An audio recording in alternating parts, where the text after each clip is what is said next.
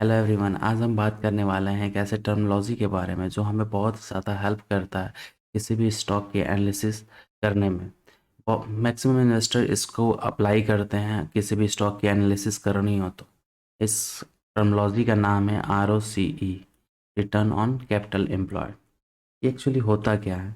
Return of capital employed होता है, मतलब ये कंपनी की इफिशियंसी बताता है कि वो कितना अर्न कर रही है अपने कैपिटल को लगाकर।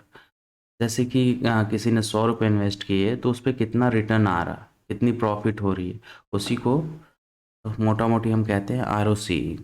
ROCE पता कैसे करते हैं, फाइंड कैसे करते हैं? ROCE फाइंड करने का तरीका है EBITDA upon total asset minus current liability. हम एबिटा में से, एबिटा को टोटल एसेट में से करंट लाइबिलिटी को माइनस करके डिवाइड कर दें तो हमारा ROCE आ जाता है।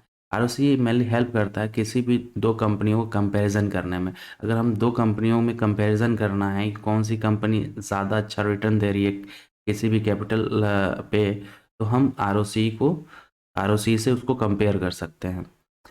एबिटा होता क्या है? एबिटा ये होता है कि कंपनी की प्रॉफिट होती है एक्सक्लूड इंटरेस्ट और टोटल टैक्स एक्सपेंसेस और हम क्या नाम है, इंटरेस्ट को निकाल देते हैं प्रॉफिट में से, तो हमारी होती है एबिटा। कैपिटल एम्प्लॉयड क्या होता है? Total asset minus current liability. हमारा जितना भी टोटल एसेट है उसमें से करंट लाइबिलिटी माइनस कर देंगे तो हमारा कैपिटल एम्प्लॉयड आ जाएगा।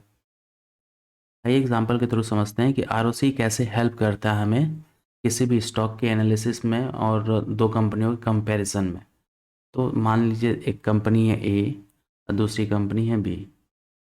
कंपनी A अपने बिजनेस में लगाती है 1000 रुपीज़ और कंपनी B अपने बिजनेस में लगाती है 600 रुपीज़।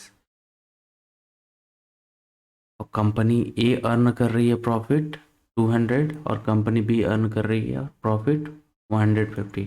अगर हम प्रॉफिट के हिसाब से चलें तो कंपनी लगेगा कि बेटर रिटर्न दे रही है हमें, लेकिन अगर हम ROCE निकालें इसका, एबिटा अपॉन कैपिटल एम्प्लॉयड, तो कंपनी ए का आ रहा है ROCE 20% और कंपनी बी का ROCE आ रहा है 25%।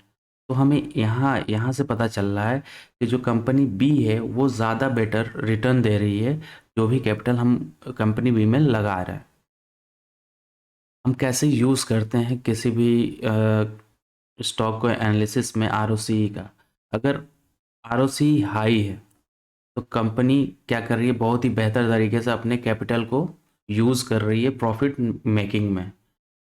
अगर स्टेबल ROCE है बहुत ही सालों से, तो ये हमें बताती है कि वो कंपनी बहुत ही अच्छा परफॉर्म कर रही है और वो कंपनी बहुत ही बेटर है। डिसएडवांटेज की बात करें तो लॉन्ग टर्म में क्या होता है, एसेट का डिप्रिसिएशन होता है, जिसकी वजह से क्या होता है ROCE ही इंक्रीज हो जाता है, जो कि हमें एक्चुअल वैल्यू नहीं बताता कि हम कितना गेन कर रहे हैं जो कैपिटल लगा रहे हैं कंपनी में। ये एक डिसएडवांटेज है जो हमें ROCE बढ़ा हुआ दिखाता है, मतलब इंक्रीज हुआ दिखाता है जब बहुत ही पुरानी कंपनीज हो जाती हैं। तो हम नेक्स्ट वीडियो में बात करेंगे ROE के बारे में और कंपेयर करेंगे कि दोनों में से बेटर कौन होता है।